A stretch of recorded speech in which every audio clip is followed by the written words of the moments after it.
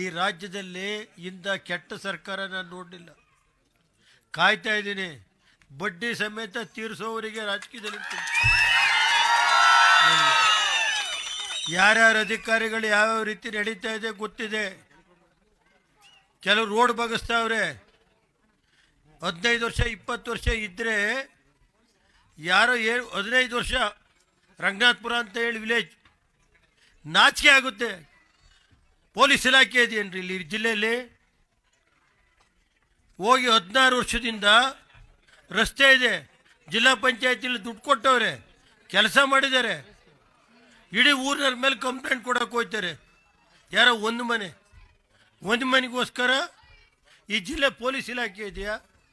ನಾನು ಯಾಕೆಂದರೆ addition DYSP ಬಗ್ಗೆ ನಾನು ಹೇಳ್ತಾ ಇಲ್ಲ. ಯಾತಕ್ಕೋಸ್ಕರ ಇದು ಮಾಡ್ತಾರೆ? ಪೊಲೀಸ್ ಕಂಪ್ಲೇಂಟ್ ಕೊಡಿ ಅಂತ ಪ್ರೆಷರ್ ಮಾಡಿಸ್ತಾರೆ. ಯಾರು?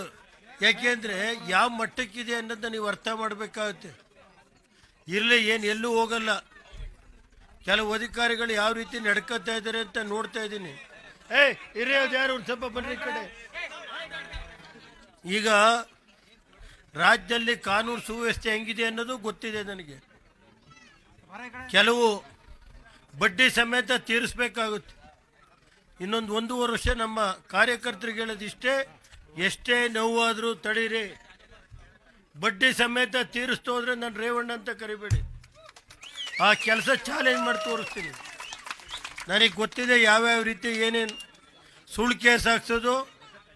40-50 ವರ್ಷ ಜಮೀನು ಮಂಜೂರಾತಿಯಾಗಿ 40 ವರ್ಷ ಐತೆ, ವಾಸ ಅವರೇ ಅಲ್ಲಿ ಹೋಗೋದು, ಕೇಸ್ ಕೊಡಿಸೋದು, ಅವ್ರ ಮೇಲೆ FIR ಹಾಕ್ಸೋದು, ಈ ಥರ ನಡೀತಾ ಇದೆ. ನಾನು ಇನ್ನೂ ಶಾಂತ ರೀತಿಯಿಂದ ಇದ್ದೀನಿ.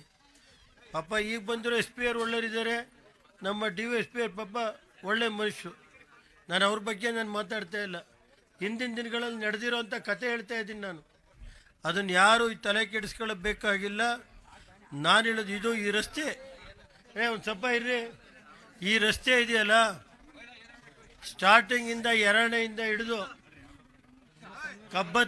ಒಂದು ಸ್ವಲ್ಪ ಬನ್ರಿ ಈ ಕಡೆ, ಕಬ್ಬತ್ತಿವರೆಗೆ ರಾಜಕೀಯ ದೇವೇಗೌಡರಿಗೆ, ಅವತ್ತಿನ ಕಾಲದಲ್ಲಿ ದೇವೇಗೌಡರು ರಾಜಕೀಯ ಮುಗಿದೋದ್ರು ಅನ್ನೋ ಕಾಲದಲ್ಲಿ ಶಕ್ತಿ ಕೊಟ್ಟಂಥ ಯಾವ್ದಾದ್ರು ಗ್ರಾಮಗಳಿದ್ದರೆ ಇವತ್ತು 2ನೇ ಗ್ರಾಮ ಇರ್ಬೋದು, ದೊಡ್ಡ ಬೀಕ್ನಳ್ಳಿ ಇರ್ಬೋದು, ಚೆನ್ನಂಗಳ್ಳಿ ಇರ್ಬೋದು, ಕಬ್ಬತ್ತಿ ಇರ್ಬೋದು, ಅಂಕಪುರ ಇರ್ಬೋದು, ಸತ್ತಿಗರಳ್ಳಿ, ಮಾದಾಪುರ, ಸತ್ತಿಗರಳ್ಳಿ, ಕೊಪ್ಪಲು, ಅಂಕನಹಳ್ಳಿ, ಇವೆಲ್ಲ ನಾವು ಮರೆಯೋಕ್ಕಾಗಲ್ಲ.